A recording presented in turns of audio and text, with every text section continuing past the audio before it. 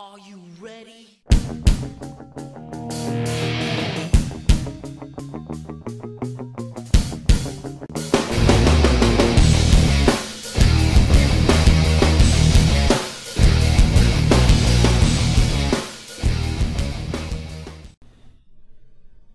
Hey guys, CSDX and what? You blundering moron! Right. I almost forgot. What you forgot is to double check your playlists. You actually miscounted because you forgot to put a video in the fucking playlist. You've been planning this for months and you never noticed one of the episodes missing until now? Alright, yes, it was a big screw up. A little too big, but I'll rectify it. I don't know, I guess I'll kill off one of the old videos. I've been meaning to redo some of the older ones for a while now, due to them being really unscripted and such, and I guess this would be a good chance to kill off one of them. So, yeah. What about the canon and stuff? Oh, please, like anyone's gonna remember it. And it is? I'll get back to you on that one, actually. Anyway, in case you need a small refresher on the Arkham series explanation, you can check the description for the last review or click the end card, depending on where you're watching this video. To continue from there, after the release of Arkham Origins and Blackgate, Rocksteady teased the final entry being focused on the end of Batman, and even having a new villain that no one has ever seen before in title character, I mean Arkham Knight. This was hyped up so much to be the best one of the series, but reviews range from alright positive to holy crap mixed, at best. Despite all that, was it truly the game that would cement the legacy of Batman and the Arkhamverse? Well, that's what we're going to find out today, mostly because I'm being held against my will. So, let's dive right into Arkham Knight. So, quick note, I'm playing this on the PS4. This wouldn't mean too much otherwise, but I've actually played all the other entries for these reviews on PC. One major reason for this is that the PC version was fucking horrendous. The game would run poorly, textures wouldn't show up, glitches and crashes galore, and even high-end PCs had trouble running it. It eventually got to the point that Warner Brothers Games actually removed it from Steam, and I'm pretty sure it was like a week or so after the release, maybe even less.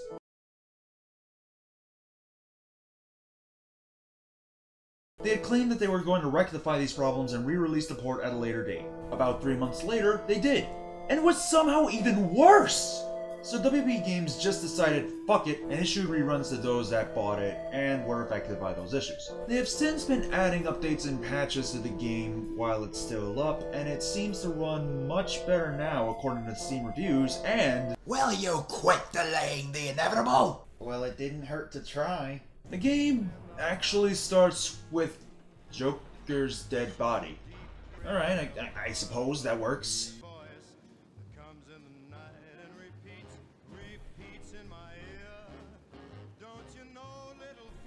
What? Look at it.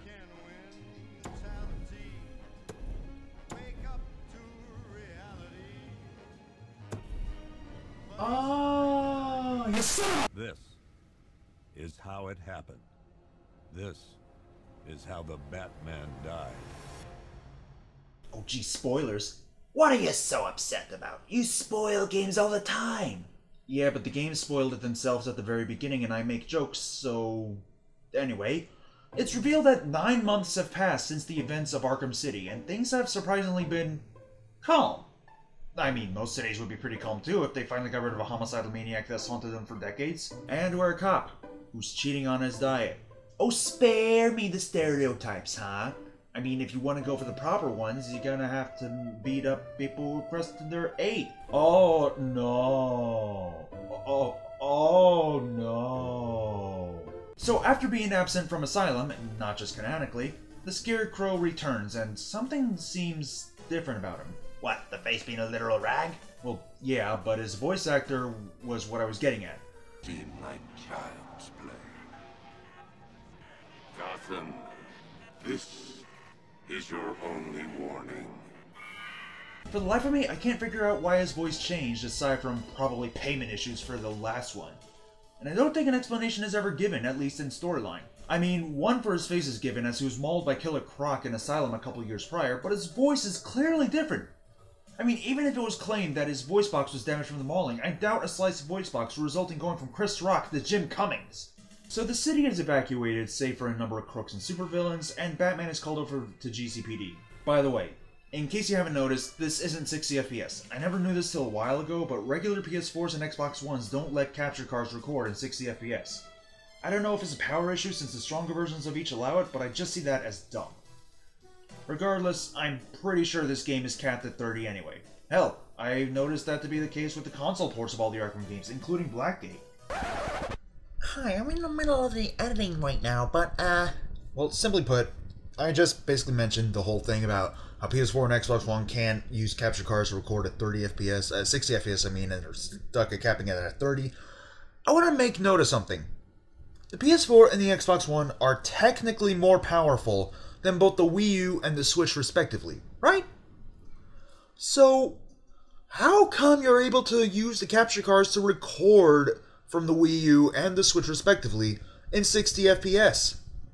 I mean, so far I've seen people record the gameplay for games like Mario Odyssey in 60 FPS, and there are no stronger models of it out, at least not right now, and yet, for whatever reason there is, the PS4 and the Xbox One, the more powerful versions of the Wii U and Switch, if you would look at it like that, need you to have to record it in 30 FPS with capture card. And yet, somehow the Wii U and the Switch, less powerful, are able to record it in 60 FPS with the capture card just fine. Apparently, the only way to record PS4 and Xbox One gameplay in 60 FPS is to buy the stronger model. So, how the hell is that even a thing? How the hell does that even work? Anyway, the story is that Scarecrow claims to have made the perfect fear toxin and plans to create a bomb of it to spread it all over Gotham, causing mass hysteria and likely tons of deaths. Now, I'm sure he has his reasons for this. The president did say he's a very fine person. Did it hurt to make that joke? Very much so, yes. So a cop turns out to be in trouble and we go to save him. Jesus Christ, I missed this combat so much.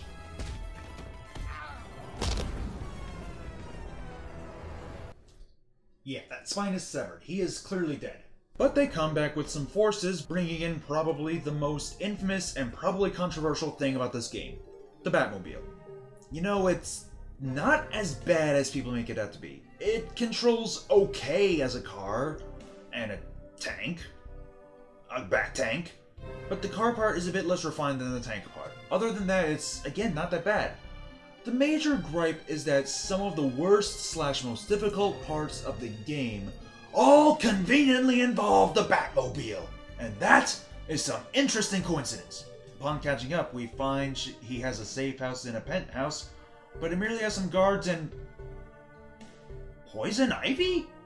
Is that you?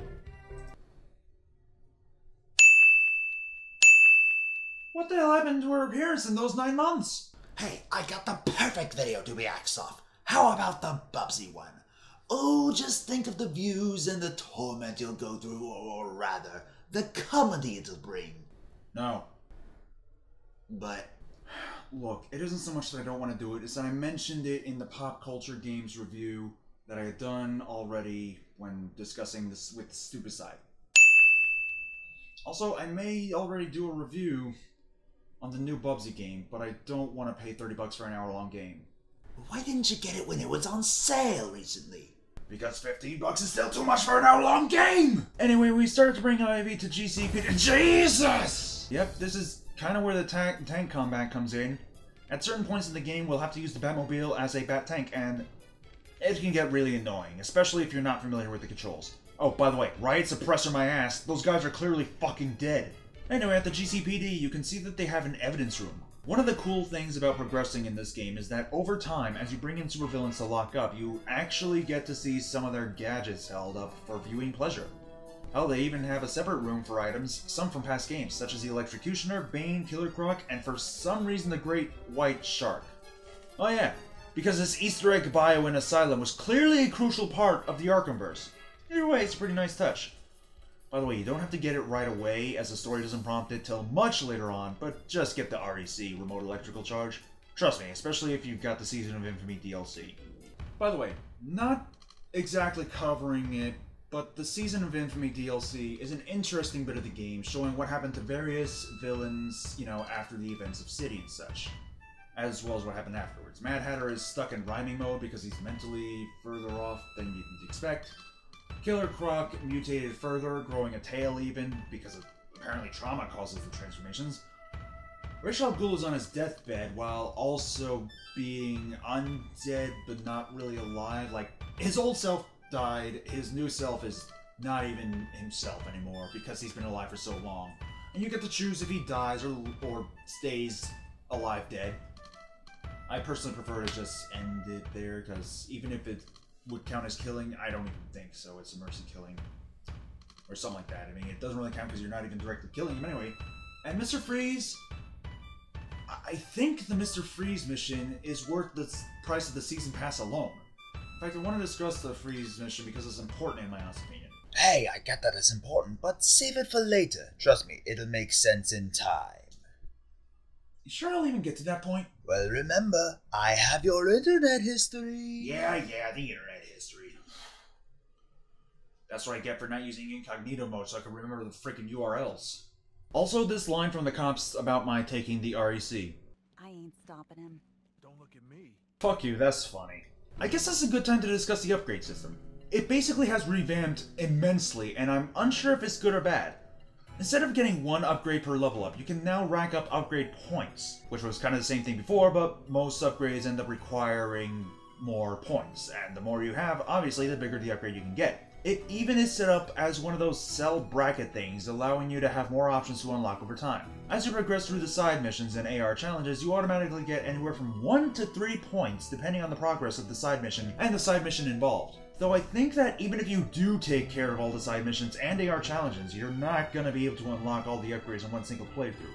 Feel free to correct me if I'm wrong though. In searching for Scarecrow, we got a new bat suit that brings in the most satisfying part of the game and arguably one of my favorite bits. The fear takedowns. Basically, when multiple enemies are in one place, you can take out up to 3 to 5 enemies, depending on your upgrade level for it, in quick succession, and again, it is so satisfying to do this, and a hell of a lot of fun as well. Of course, if you botch one, or don't take out enough enemies and need it again, or for whatever reason, just do a successful silent takedown and boom, good to go again. It also improves your grapnel launching, and lets you literally fly out of the Batmobile without having to crash a la GTA 5. It's fun! Anyway, we managed to figure out that Scarecrow's at Ace Chemicals, which got a huge upgrade compared to how it was in City. And he's being helped by a mystery enemy in the Arkham Knight. If even looks like his plan is to leave that room, open fire. Oh, and avoid the bat symbol. It's a little trick. I'm sorry, do I know you? Well, nice talking to you, I guess. Oh, they have medics now. Look, if I can't heal myself during these things, your asses shouldn't either. It's unfair and dumb, and I do not like it very much. I got it. You should get rid of your very first No. Ooh, what about Sonic Genesis? Not happening. Swamp Thing? Nada. Castlevania? Both off limits. PPG? N-O-P-E. Beavis and Butthead? N-O. Radical Rex? Bogus. Lester? Faster! Alright, sheesh. Touchy. We find Scarecrow, but he gets away and set the place to blow up, with fear gas set to spread all over Gotham. Oh, and to add insult to injury, he managed to find Oracle and she ends up kidnapped. Aw, man. Now I'll never get laid. This suit is useless as fuck! So, we end up having to sacrifice ourselves in an attempt to weaken the blast. Not gonna lie, I wasn't expecting the game to end so quick. Miss me?